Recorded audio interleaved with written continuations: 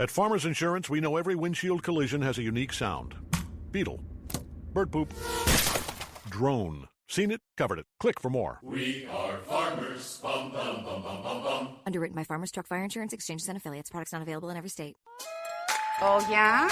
Yeah. Oh, you betcha, yeah. If it's made in Minnesota, who's making it and how? Yeah, you got that right. It's the Makers of Minnesota, focusing on the products and services uniquely made in Minnesota, and conversations with the makers, entrepreneurs, and innovators in Minnesota about how they conceived of their products and how they brought them to market. With Stephanie Hansen, it's the Makers of Minnesota. Hi, this is Stephanie Hansen, and you are listening to Makers of Minnesota, and I am here with Robyn Frank. And we are delighted to bring you the story of Thumb's Cookies. We talk to a lot of food makers on the Maker Show just because I like it and I think it's interesting and fun. And Robyn, you came to us from Brooklyn, New York. Did you grow up in Brooklyn or did you grow up here? No, I am Minnesota made. Okay. So you were like, I have to get out of here. I'm going to Brooklyn. Yeah, I was like, I'm out of here. Yeah, I actually left here when I was like 17, went to college, and then found myself in New York in my 20s. And it was really crazy, but I loved it. Yeah. And I love the craziness and the hustle and bustle, the chaos. I was like, yeah, I found my place, you know? And people like are more in your face. They're not as polite. They tell you what they think. You know, I was just like, this is a whole new world. Yeah. You know? So I loved living in Brooklyn. It was really, that's like my soul city is Brooklyn. But then I got a little busier. I don't know how much you want me to talk about. I want to tell you everything. Brooklyn. So you started Thumbs was it 2012 in Brooklyn? 2012 in Brooklyn. So I was actually waitressing and I was acting, but obviously more waitressing than acting because none of you have ever seen me in anything. If you Google me, you've probably never seen me in anything. But I was a pretty good waitress. And me too. It's one of the jobs I was the best at. Yeah. I mean, I really don't know what else I'd be doing if I didn't do, like the last job I had was waitressing. So I'm always like, okay, well, I could do that if I don't Except here's where it gets weird. Like, so I'm going to be 50 this year. And I was a great waitress, and I was a good cocktail waitress. Yeah, me too. And I always thought, I can always fall back on that. Until, like, right now, I'm like, God, I don't know if I could do it for 8 hours. The hours, the being on your feet. Yeah. Just the muscle strength. Yeah. So I was like, I finally aged out of what might be my ideal job. Well, I feel like I maybe still have a prayer, but you know what's so funny is that one of the things that pushed me to actually do my to like jump on the train of like doing Thumbs Cookies was I had a friend, Erin Harris, like I wish she was listening to this. She would say to me, like, what are you going to do? Are you going to be a 40-year-old cocktail waitress? She would always say that to me. And I was like, well, maybe. Yeah, maybe. But I was like, well, like, I don't need to answer to you. Yeah, exactly. But like something about her always saying that to me, I was like, I don't know. Can I be a 40-year-old cocktail waitress? Like, I hope so. And so, I don't know. It was just funny, like her saying that to me all the time. I was like, well, what does that mean? Do I need to get my stuff together? Like, do I need to get my life together? But like being a cocktail waitress is pretty awesome. Yep. All the cocktail waitresses out there, I learned everything I need to know doing that. Like, me too. Right? How to ask for the sale, how to handle money, how to handle myself, just in terms of kind of the business world and a lot of the sexism and weird stuff that you face. And it kind of like toughens you up a little bit. I thought so. Yeah. And you just sort of like learn to look people in the eye and be like, yeah, you're going to get a whiskey or what are you going to do? Or stop wasting my time because I got a lot of customers here, pal. I got places to be. That's right. Yeah. So you're in Brooklyn in 2012, and tell me the story of Thumb's Cookies for the listeners. So basically, it really started in my mom's kitchen. My mom is Barb, and hey, Barb. Barb is the best. Barb. She's adorable. She's really, really cute. She's a tiny lady, so she would make tiny cookies. My mom loves dessert, but she would always be like, well, I've just noticed people would eat a little bit. That's like what she always said. She's really cute. Everything she says is adorable. And she's like, so, people were making this recipe. So the recipe itself was actually in like a Jewish community cookbook. Fun. And it was just like a shortbread cookie. Yeah. And I think they were called cinnamon thumbs. But you were supposed to make them like bigger and in a different shape and whatever. But my mom, her thing was that she would make them really small. She would just like take a little bit and she would roll it in the palm of her hand. And they were these tiny things and she would press it with her thumb, like lightly.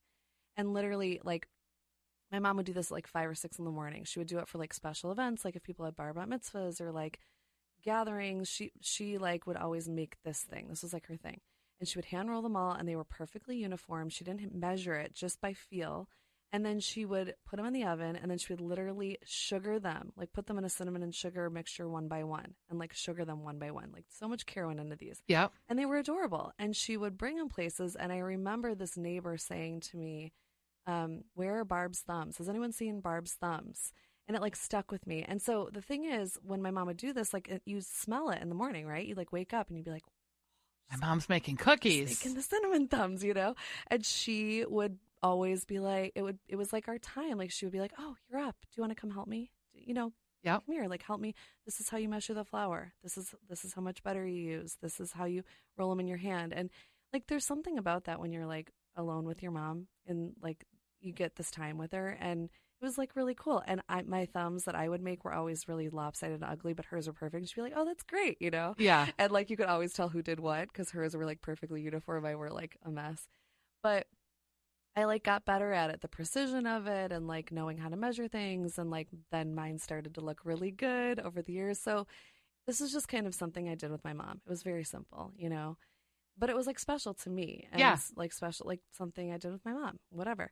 So flash forward to like me in Brooklyn, it was kind of, I was there during kind of like the move, like it was right after the recession. Everybody was making something. After Everybody- 9/11. Yes. And well, it was actually more than after 9/11. It was really after the deep recession happened. Like So everybody, 9/11, I think, was 2009. Was that right? it was 2000. Maybe 8. Anyway, sorry. It was earlier. It was like 2003 or 2.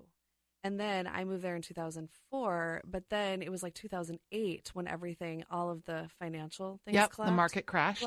But what was so interesting is like everyone started to pick up the pieces and they all, everyone was like, I'm going to make something and I'm going to sell it. Like a cab driver was like, I'm going to go pickle something. Everyone was like making something. I don't know how else to describe it, but Yeah. everybody just kind of went back to the basics. And like every return, people are like, I'm making beer. I'm making this. I'm making that. And I was working in the restaurant industry, so I was surrounded by all these people that love food. And I'm like looking around and I'm eating so many. I love cookies. I just do. I Yeah. love them. I love any kind of them. I don't know. Like it's my mission in life to try every chocolate chip cookie around. And so I would know all the bakeries in all of New York and I would like go in and eat all the cookies. And it was just like, I loved it, you know? And I like looked around and I'm like, well, everybody's making something, but there aren't any tiny cookies. There aren't any cinnamon. There are Right. no thumbs, you know? And I was like, wouldn't it be crazy if like, who am I? Like, I'm not a professional baker. I'm not whatever. I'm like, well, what if like I just started making these tiny cookies and like calling them thumbs and like selling them or something, Yeah. you know? Like I'd sit on the subway and just think that. And then I was like, well, I'm not in any major motion pictures. I'm really not making it as a waitress. I mean, as a actress, but like, I don't know, like I'm a pretty good baker and I love cookies. Maybe I should just start making them. So I started making them. And my neighbor was a graphic designer and I was like, would you make a logo for me? And I told her the story, like my mom used to make these and like, what do you think? And she's like, she's crying listening to this story. I'm like, well, okay, I don't know why you're crying, but maybe there's something here. And so I started making them. She made me this little tag with like my family photo on it because I was talking about like how this was like bringing me back to my roots. Right. And I like started like to sell them. I just started to like talk about them. I went into like coffee shops and I did not know how to like package it or what a case was, or I mean, I have no idea. Anyways, people, I think because it was like this moment where everyone was creating something, it was really like the beginning of the makers movement and local. It was like all of that stuff was just happening. Right. And these buyers, these stores were kind of like, yeah, okay, what do you got? This is new. Sure, I'll take a chance on you. And when you started, you have them packaged now. They come in either boxes or they come in the little Chinese food Takeout containers, takeout boxes. Yeah. Did you always have them packaged like that? No, oh man, no. First of all, I was making them out of my apartment and like lying and saying I was making them in a commercial kitchen. So they'd be like, where'd you make these? I'm like, commercial kitchen. And so I was totally making them out of my apartment. And my roommate was like, what are you doing? You're trying to start a cookie company out of our 2-bedroom apartment, you know? And I'm like, yes, I am. And so I would go to these, I tried everything. Like I would just go to these websites and I found this like cellophane bags. Yep. And I just threw them in there. And then I like tied a ribbon around them. And I had these like tags that looked legit that my neighbor made. Yeah. So it looked like I knew what I was doing. I was like, yes, look at these. And I remember I put them in these packages and I sold them to a little boutique store. I like did not know what I was doing. I didn't know about tax, nothing. Right. And I went in one day and they were like crushed. Like someone had like dropped them on the floor. Oh. And so there were like 4 of them that were crushed and they like had tried to like put them to the side. And I was like, this is terrible. Like I can't have my product out crushed, you know, like what do I do? And then there was another time where I did another package and the butter had leaked through the craft. And so the buyer was like, excuse me, we need to talk about something. You need to come in here and see this. And I like come in and like it had leaked through it was just like, it was terrible. I was like, oh my God, I don't know what I'm doing. I don't know what I'm doing. Right. And so there were like a lot of, it's crazy when I think about it, like how I would just like walk into a store that I thought was cute and I'd be like, here, like I have this product. It has a tag on it. Like you should buy it. And then I like make up a price and they'd be like, yes, is that your wholesale price? They'd like say all these things I didn't even, like, what's your case? What's your wholesale price? What's the suggested retail price? And I would just be like, yes, $8. Yes, bye. Yes, I don't know. Yes, yes, and yes. Yes. And then I call my sister, how do I make an invoice? Like, what do I do? I mean, it was just so funny. I mean, all the stuff you do. And then, I don't know if I'm like telling you too much, but the other thing I started to do is I realized, okay, I can't make these in my apartment, like totally. So my friend owned a bar in the East Village and he'd be done making all the food at like 11 o'clock. Yep. So I was like, hey, I don't have any money, so do you think I could just come use your kitchen? And he was a previous employer of mine. I used to make coffee at his coffee shop, so that's how I knew him. And he's like, I support you. Yes, just come at 11 o'clock. So I literally would put like 25 pounds of flour and like all my ingredients on the subway, and I would travel to the East Village, and I would he had a basement kitchen. So I'd mix it all down there, and then I'd roll the cookies out one by one, and then I'd march up to the street level, and then I'd go back into his establishment and then go all the way back to the oven and bake it. So I was like cellar, basement, mixing it, walking up to the street, then going back to the kitchen to bake it until 4 a.m. because they were open till 4 a.m. Right. And so then all these drunk people were like, what's that smell? And then they would eat them. And I mean, it was just like totally crazy. The things that you do, you know, when you start, because you're just like desperate and like, what do you know? So were you making money right away? No, I mean, my costs were low, I guess. Yep. So in a way, I sort of was. But I was taking my waitressing tips and I would put in like $100 at a time. And I would just be like, okay, I'm going to take this $100 and I'm going to go buy ingredients and then I'm going to go make this stuff at the kitchen and then see if I can sell it at a store. And yeah, I guess I would. I would make like a little bit of profit, because I didn't really have many expenses. Right. And then what started to happen was I was working at a hotel waitressing, and I became friends with the general manager because I would wait on him and his like fancy people all the time. And he was like, what do you do when you're not doing this? And I'm like, well, I'm acting, but again, you probably never see me in anything, but I am also making cookies. And he's like, what do you mean? And I'm like, oh, I'm making these cookies. They're called Thumbs. My mom used to make them. He's like, meet me in my office, like Monday morning type of thing. Like, we need to talk about this. And so I brought him in the packaging and he's like, I love this. Let's place an order. So he placed like a big order. And I was like, what next? Yes, How do I make them all? I'll be right back. And I call my mom. I'm like, Mom, like, I just, I've been telling you that I've sort of been like selling cinnamon thumbs. Well, like, I just sold a bunch, like, and I call them thumbs. And she's like, what do you mean? I'm like, you need to come here. You need to come here because I don't even know how to make 1,000 cookies at a time. And she's like, I think you could figure it out. I will come if you want, but I don't think I need to come. So that was kind of like. Did he put him in his hotel? He put them, they were like VIP and amenities. Yeah. So yeah, he like brought that. He didn't even ask me like where I made them or like any of the things that you probably needed to know. But there was enough information on there. And he's like, and I need the story. I want the story on every package because people need to know the story. And so I was like, okay. So that's what happened. That was like one of my first legit orders. And then the coffee shop in the hotel wanted them. And like little by little, people started to want them. And then the Bedford Cheese Shop ordered, which was like, they're a really legit shop. Like foodie people go in there, How often were you making them? I started to make them like every week because I started to get into these little boutique shops and I had orders. So the other thing I would do, I don't know if I'm boring you with these stories, but The other thing I would do is after my cocktail shift, April Bloomfield was my boss, and I told her I did this later on. But they had a basement kitchen at the Did you work at the Spotted Pig? I worked at the Breslin and the Ace Hotel. So All right. I was a cocktail waitress at the Ace Hotel. So I would go down after my shift, and I'd be like, would you guys mind if I just use the kitchen? Because I have a big order tomorrow. They're like, yeah, okay. So I go down to their basement kitchen, and the chefs were working all through the night. The room service would go out of there and stuff. So they'd be like, aren't you a cocktail waitress in the lobby? And I'm like, yeah, but I'm just making these cookies. And so I go down there and mix it up, and then I'd roll the cookies one by one. And all these chefs would be, these overnight chefs would be like, this is so sweet, what you're doing. And I'm like, yeah, just trying to make some stuff on the side.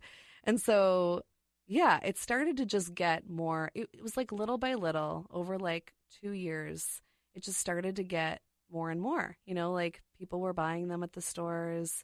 I would get private orders. Someone asked me to do a wedding. It was word of mouth, At Farmers Insurance, we know a roof can withstand a lot. One exception being an airborne car. Seen it, covered it. Click for more. We are farmers. Bum, bum, bum, bum, bum, bum. Underwritten by Farmers Truck Fire Insurance Exchanges and Affiliates. Products not available in every state. And did you stick to the same flavor that whole time, or did you start to expand into some of the other flavors? That's a good question. My mom's original flavor is cinnamon and sugar, or the one she would always do is cinnamon and sugar. And then I was like, I'm going to put some chocolate in there. So I started putting Mass Brothers chocolate in there because I dated a guy who worked at Mass Brothers. So I was like, can I use your chocolate? And, I just was like, it's cool, whatever. So then I started doing that. So then I sold 2 flavors. It was the chocolate. It was Mass Brothers chocolate chip and then the cinnamon sugar. And then the wedding, I made these, they were dried apricot, pistachio, and cardamom. Yum. And those were a hit. And I was like, huh. And then I did this event called Taste of Thumbs out of a Pilates studio. I was like, I want to do this Mother's Day event. Oh my God. This is really bringing me back. There were so many ridiculous things I was doing, but I was like, I'm going to do this event. And I rented out, or I didn't rent it out. It was free. I was like, can I come in here to this Pilates studio? Right. And I brought there were 30 people that came, and we set up tablecloths and champagne. We got all the stuff donated, and I was like, I'm going to test 6 flavors and invite all these people I know, and they're going to have a tasting menu and see what they like. And so I tested all these flavors and totally baked a lot of that stuff out of my apartment again. Because I was like, well, I can't really spend money at my commercial kitchen for this. Because then I was starting to rent out commercial space when I would get bigger orders. But, you try to do all this stuff because you're being scrappy. Yeah. And so I pulled off this weird Pilates. My dad came to that. He's like, what is this? Do you need help in life? What is this? Where are we? Are we in an exercise studio? What happened to my daughter? He went to college. I was like, no, okay, Dad. But yeah, so then I started to experiment and make more flavors. So when did you decide to move to the Twin Cities? That was 2012 that you're doing this in Brooklyn? Yeah. So I kind of was thinking 2014, 2015 is really when I started to explore I started coming, I kept my apartment, and I just thought, you know what? I don't have any resources. I don't have a car. I don't have all the people I grew up with. Yep. I don't have the proper support that I really need if I'm going to really double down on this.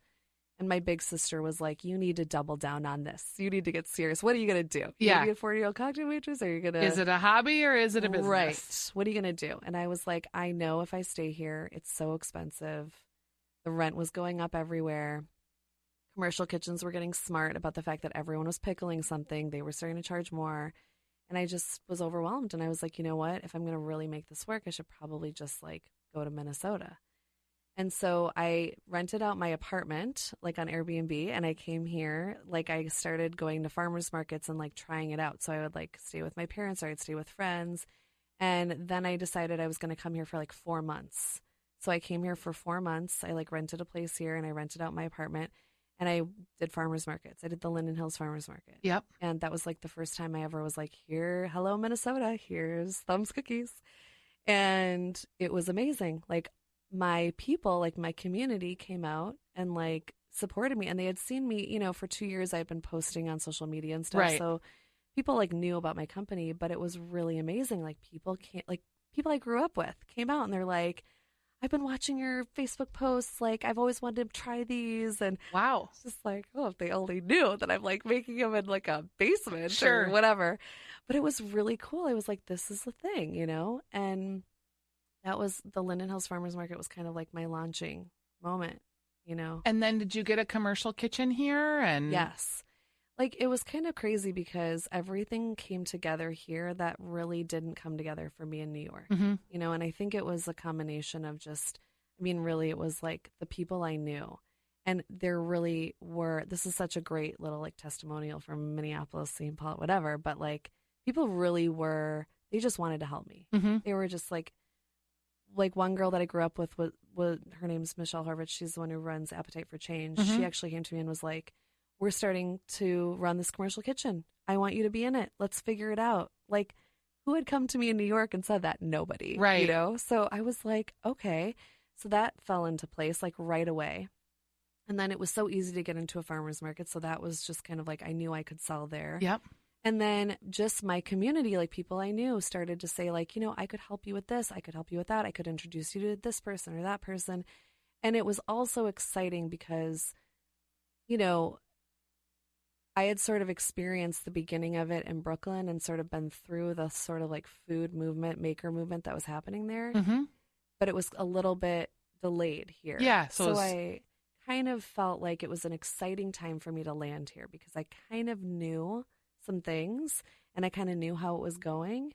And so I felt like I had a little bit of a leg up, but I still had to kind of like, you know, understand the community here and like get in on the community. Like nobody knew who I was. Right. And so I kind of had to meet the food community, but it was all kind of like brewing. It was exciting, you know? Exciting time. I actually love hearing the way that your story evolved. You are currently cooking out of, is it agriculture at 50th in France? I think that's so funny.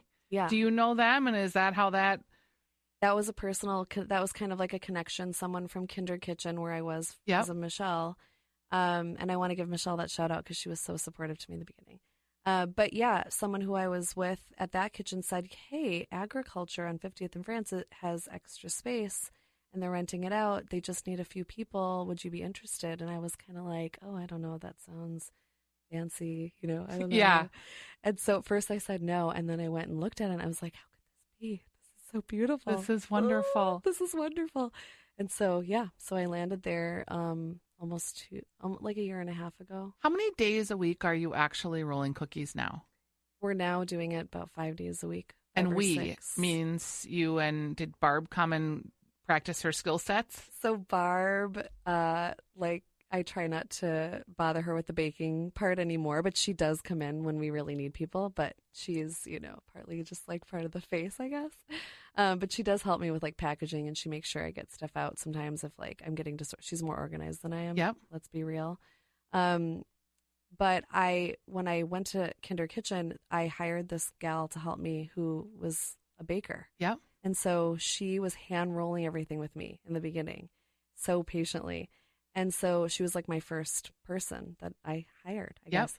And she's still with me now. So, and then I hired another baker, and then I hired someone to help me with like packaging, who turned into a logistics person. And then I hired another logistics person. So now there's about a crew of 4 ladies. Wow. Yeah. That's great. Which You is really super have fun. expanded.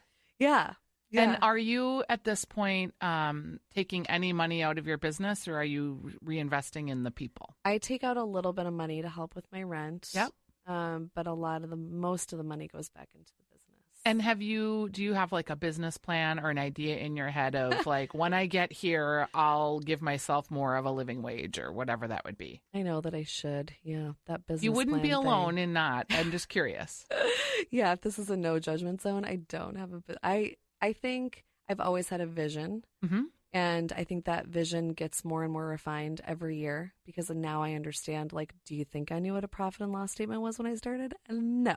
Do you now? But I do now. Yes. And that really matters. So I've gotten definitely a business education on the fly, and I've been very, very lucky to have a lot of people educate me along the way.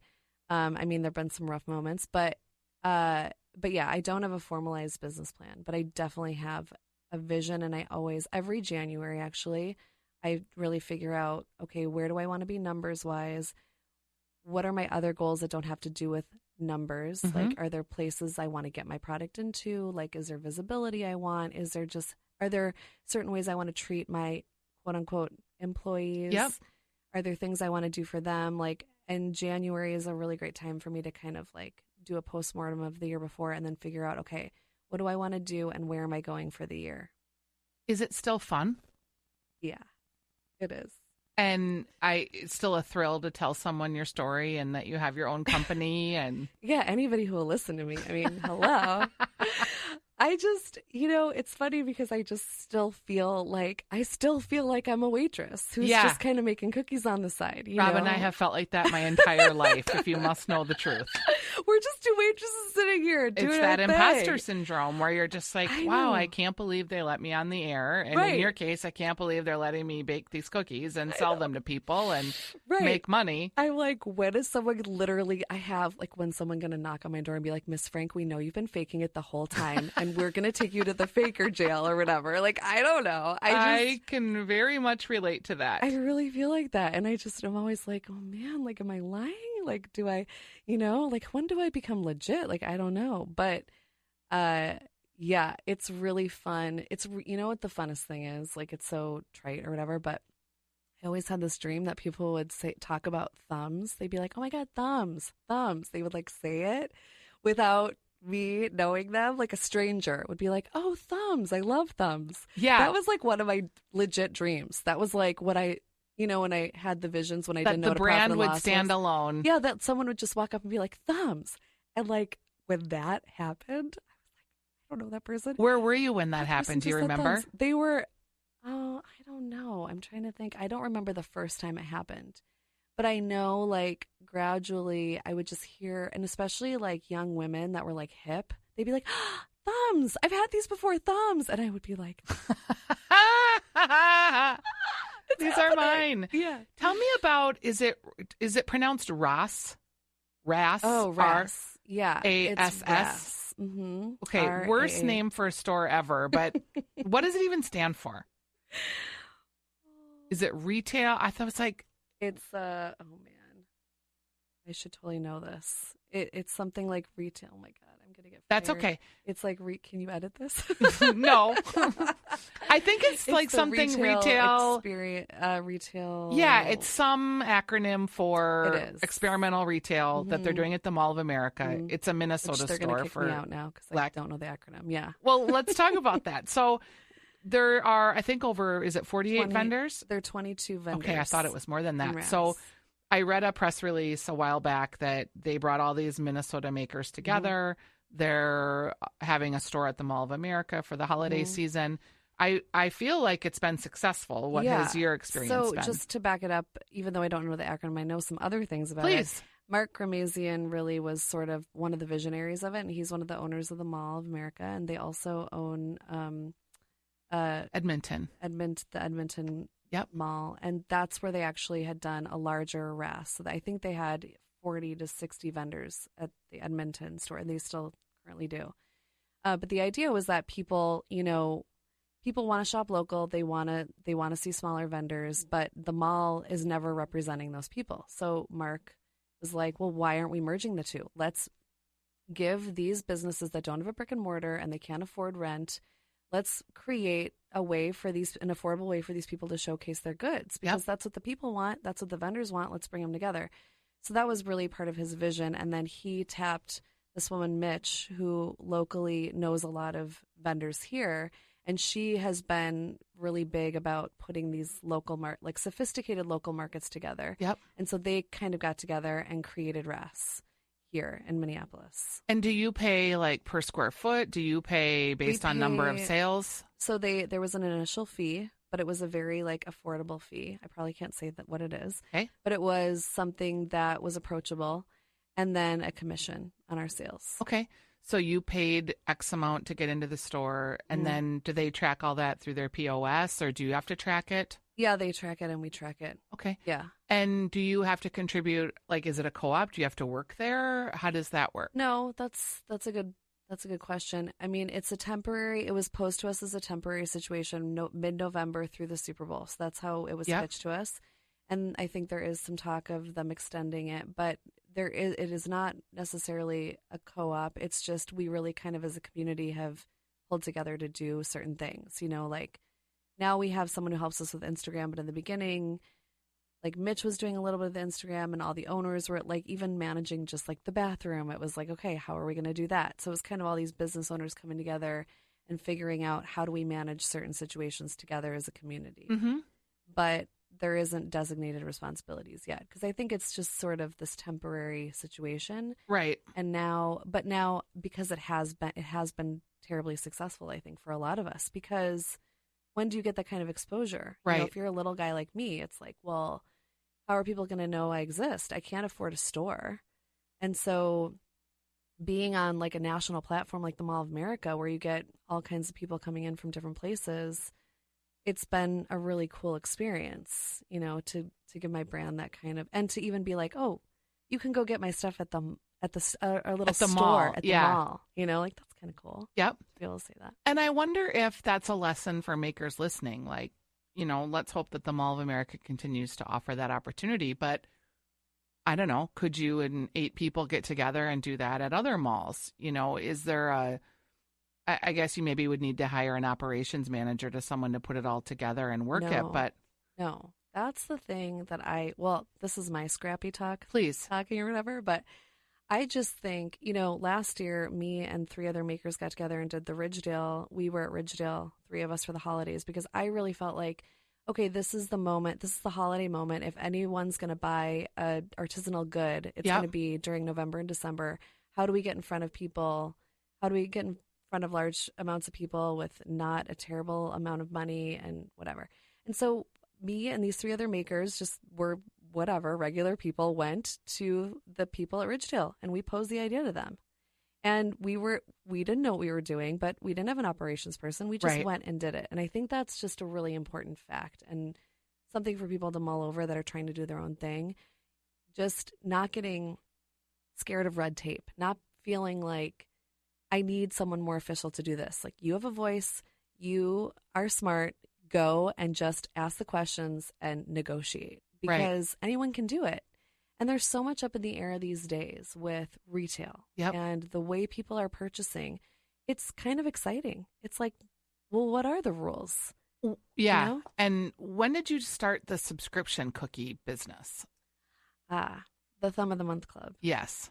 I started doing that 2 years ago and just sort of experimenting. I didn't know how to do it. I was like, well, I mean, it's a good idea, but like, when we first did it was a mess. That's kind of my theme. Everything I try at first is a total disaster, but it always gets better. You just got to keep going, you know? Just hang in there. You just got to hang in there.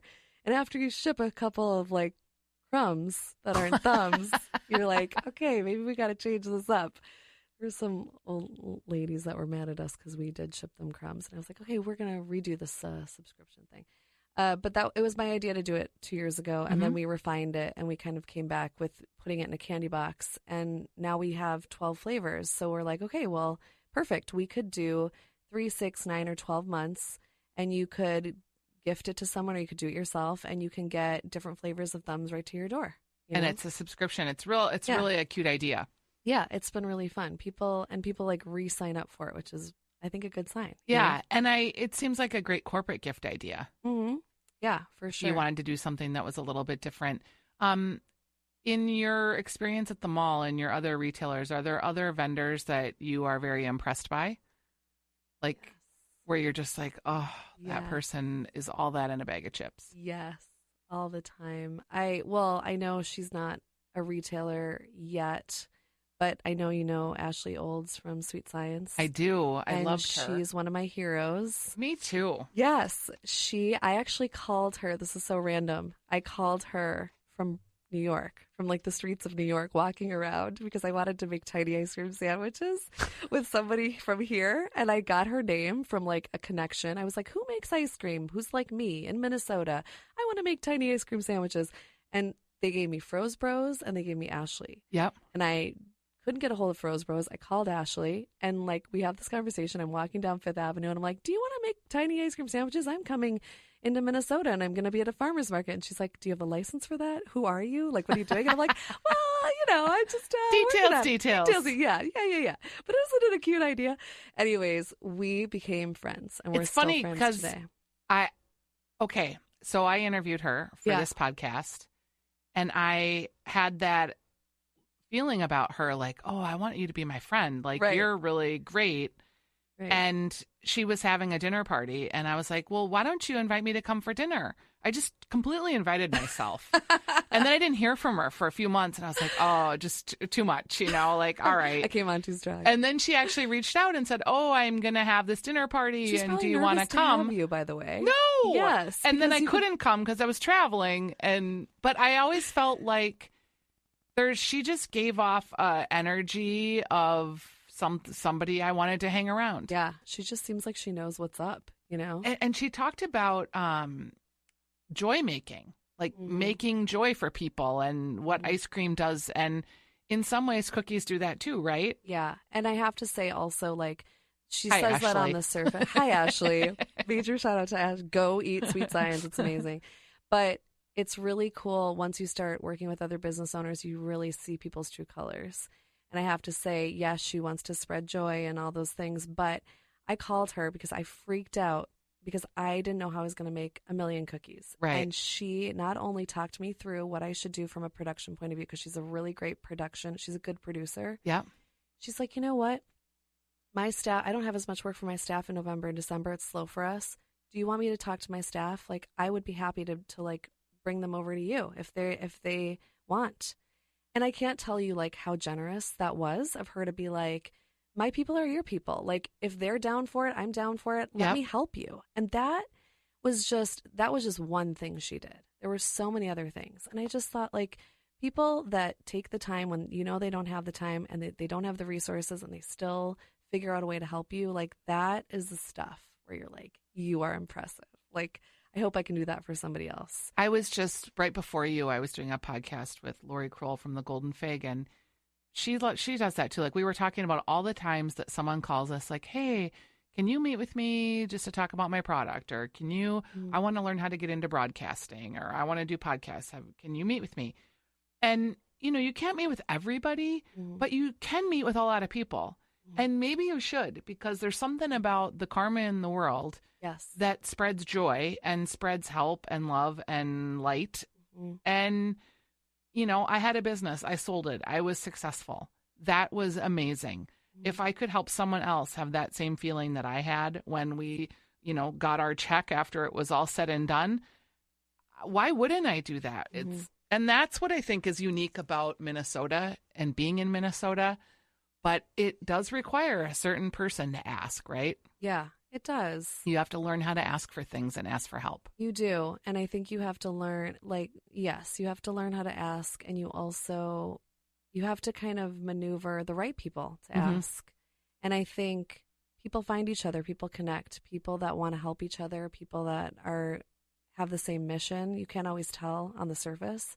But once you start to get to know people, even in business, you really start to see how your values align with other people. And you want to work with those people because you're like, we have the same values. We're after the same things. Right. Let's do this together. And help each other, because there's more, you learn more if you're able to share more, right?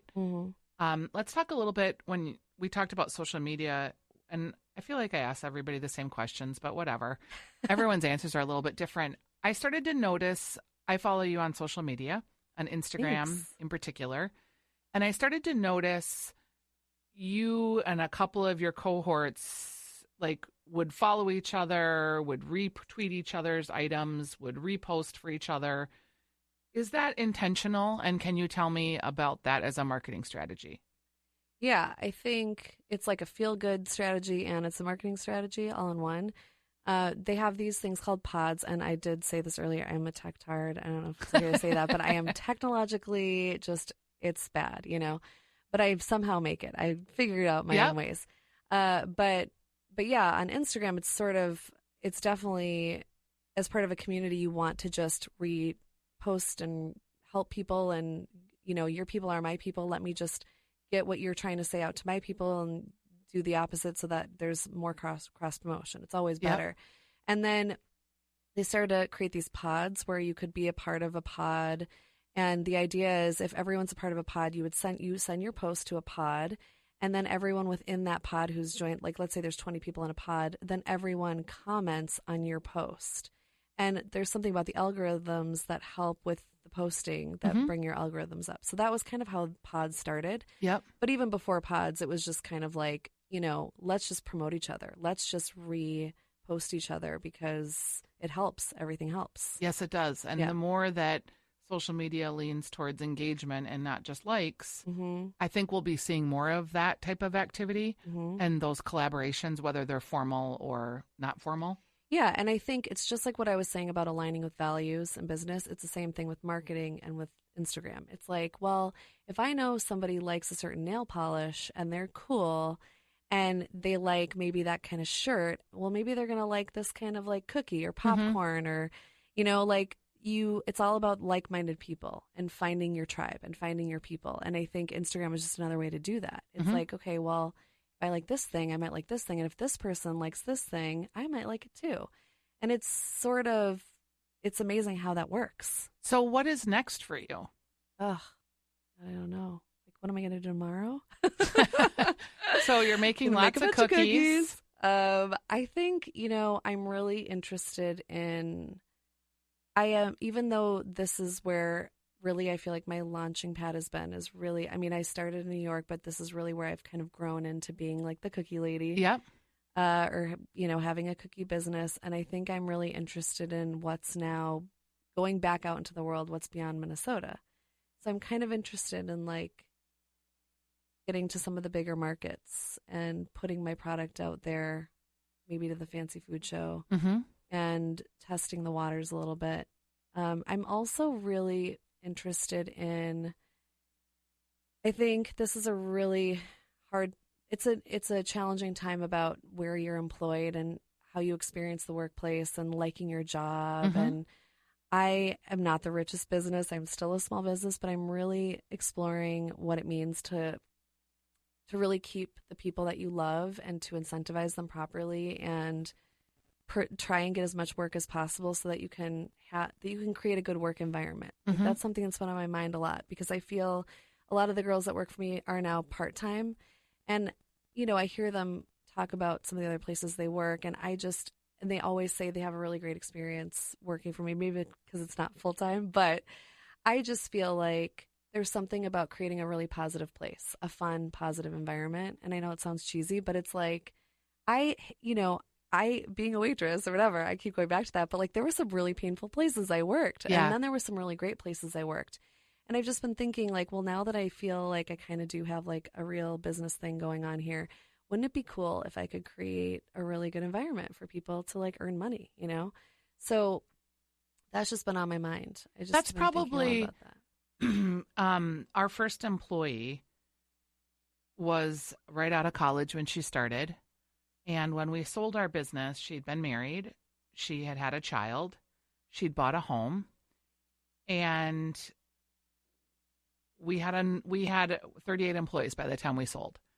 And I can't tell you how many people were on that journey with us, from coming to us right out of college or just, second job.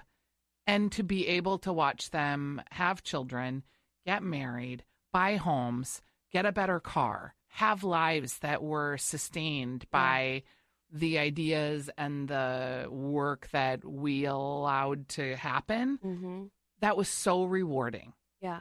And I do miss that. Yeah. So I think it's not cheesy at all. It's the difference between, making a product is important, but it's also the people that you're doing it with and why you're kind of in the business. You're wanting to make money, but if you can make money and other people can make money and you can lift everybody up at the same time, it's just the best feeling ever. Yeah. So I think you're onto something. and as small businesses and as food producers, can we work in an environment? I think there's a co-op environment that could still work, where you take somebody like an ice cream business and you're really holiday driven, someone else is very summertime driven, maybe you share packaging resources or graphic design or promotional product. I do think that there is something there in a cool way. Yeah. Because it is a little lonely at times too, to be the visionary, and if you're not reaching out and talking to other people about what they're doing, you're making mistakes that maybe you don't have to. That's so true. Sorry. I'm thinking about, my husband was really good about always talking to people and asking them how they did things and what they did. And at first I thought, why are you doing that? You're sharing our secret sauce, and it's a competitive environment, and you want to be more careful about. And he was like, Stephanie, nobody is like building rockets unless you're building rockets, right? We're all just doing the same kind of thing. We're printing ink on paper. That's not anything magical. Right. So why wouldn't I share what I can, get the knowledge that I can in return, and save myself, all the headaches that come? That's so true. Because really the only people, I always say this to people, like people do ask me, oh, how did you start? Like other people that are trying to make something. And I'm like, don't listen to your relatives. Don't listen to anybody. Just listen to people that make things in the food business if you want to start a food business, because they know it. Yep. Nobody else knows it, So like it's an amazing resource to meet other people that are doing the business. And it is funny how at first you're like, can't tell anyone my secrets. Yeah. But then you're like, well, I mean, who's really going to go do what I'm doing? I mean, and if do it the way I do it. Like, more power to you. The world is a gigantic place. Right. Exactly. And there's room for lots of people in it. Yeah. I agree. Robyn, it has been a delight to talk to you. I wish you lots of success with Thumbs Cookies. People can find them at thumbscookies.com, and you can buy a cookie subscription, which is pretty amazing. You can find her at the Mall of America. You're also, I know you're at Golden Fig, right? And you're also at Surdyk's. Are there any other local retailers you'd like to? We just got into Kowalski's as well. Excellent. So you can find us at all the Kowalski's. We talk about them a lot, but shout out to Kowalski's and their team. Amazing. They do so much for local food producers in the Twin Cities and have given so many people their start. They're just an amazing local treasure. Yeah, for sure. Thanks for being here. Yeah. At Farmers Insurance, we know a roof can withstand a lot. One exception being an airborne car. Seen it, covered it. Click for more. We are farmers. Bum, bum, bum, bum, bum, bum. Underwritten by Farmers Truck Fire Insurance Exchanges and Affiliates. Products not available in every state. I'm Rita Foley with an AP News Minute. An F-16 pilot having hydraulic problems with his aircraft managed to parachute to safety as the plane smashed into a warehouse east of Los Angeles. Fire Captain Fernando Herrera. That pilot landed in the March Air Force Base area, in the base itself. Amazingly, there were no serious injuries after the plane hit the building. Alabama executed a man last night for his role in killing 4 people after an argument over a pickup truck. Tennessee executed a man who killed his wife. Reporters couldn't see the execution, but AP correspondent Travis Lawler says we could hear sounds, including singing, that Mr. Johnson's attorney says was him singing a hymn. Answering a reporter's question, President Trump said he hopes the U.S. is not on a path to war with Iran. Mr. Trump has dismissed suggestions that any of his advisors are trying to push him into a conflict. I'm Rita Foley.